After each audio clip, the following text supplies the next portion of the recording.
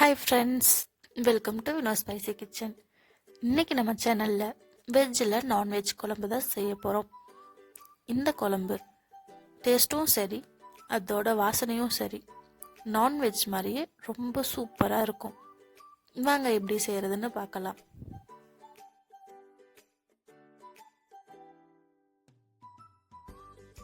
இந்த குழம்பு செய்கிறதுக்கு மெயினே இந்த சேனைக்கிழங்கு தாங்க.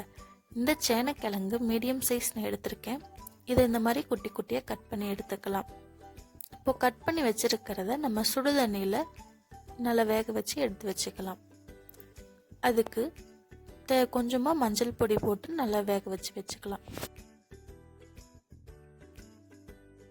இப்போ குழம்புக்கு மெயினே இந்த பொருட்கள் தாங்க.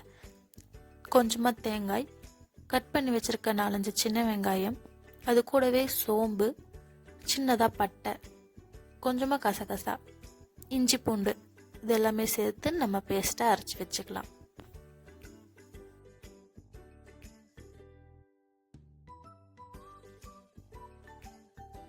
இப்போ பாருங்கள், இந்த சேனைக்கிழங்கு வெந்துடுச்சு. இதை நம்ம தண்ணி இல்லாமல் நல்லா ட்ரையாக வச்சுக்கலாம். அப்போ தான் நமக்கு பொரிக்கிறதுக்கு நல்லாயிருக்கும்.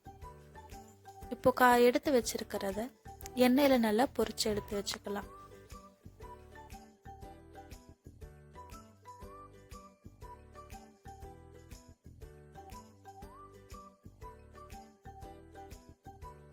இப்போ குழம்பு தாளிக்கிறதுக்கு பாத்திரத்தில் எண்ணெய் ஊற்றிக்கலாம்.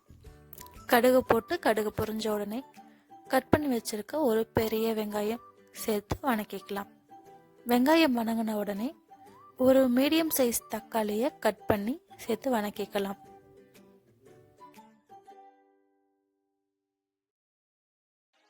இப்போ தேவையான அளவு உப்பு, காரத்துக்கேற்ப கறி மசால் பொடி 2 டீஸ்பூன், சிக்கன் மசால் பொடி 3 டீஸ்பூன், வரமிளகாய் பொடி 1 டீஸ்பூன், கொஞ்சமாக மஞ்சள் பொடி சேர்த்து நல்லா வணக்கிக்கலாம்.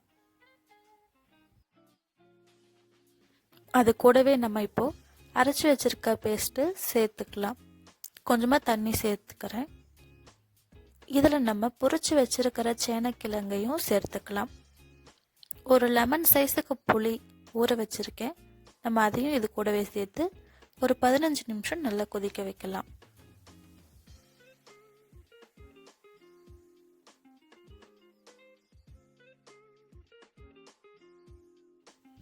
அவ்வளோதாங்க, வெஜ்ஜில் ஒரு நான்வெஜ் குழம்பு எப்படி செய்கிறதுன்னு பார்த்தாச்சு.